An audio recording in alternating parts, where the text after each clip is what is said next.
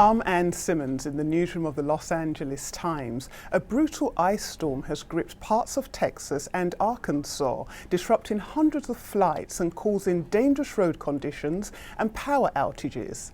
Joining me to give an update is the Times' Molly Hennessy-Fiske.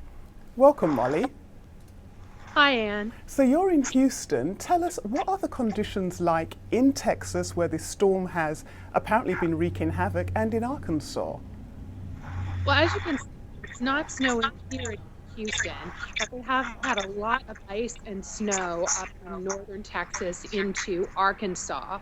I was speaking with some of the emergency management folks earlier today in the Dallas-Fort Worth area and also in central Arkansas, where some of the worst impacts of this storm have been. They've seen 2 to 3 inches of ice up in that area, in the Metroplex area of Dallas-Fort Worth. They've had some major highways closed.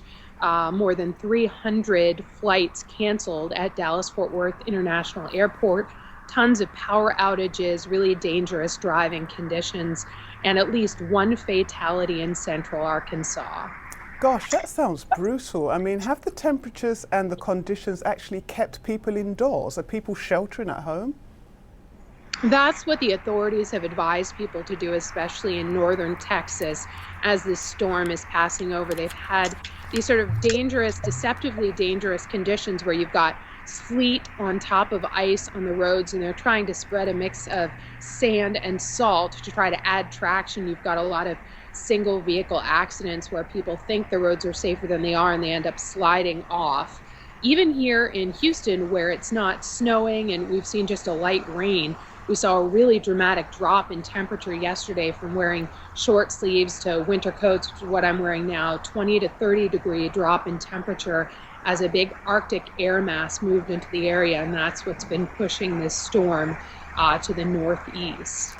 Now, you said pushing the storm to the northeast. Is that where it's headed right now? What's the prognosis here?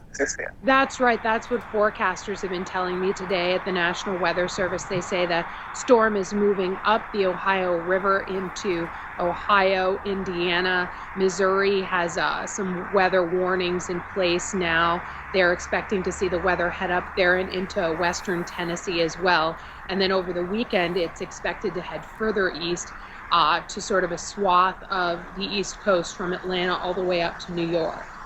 Well, thank you so much, Molly. We'll certainly be keeping an eye on that situation. For more on this story, please visit latimes.com.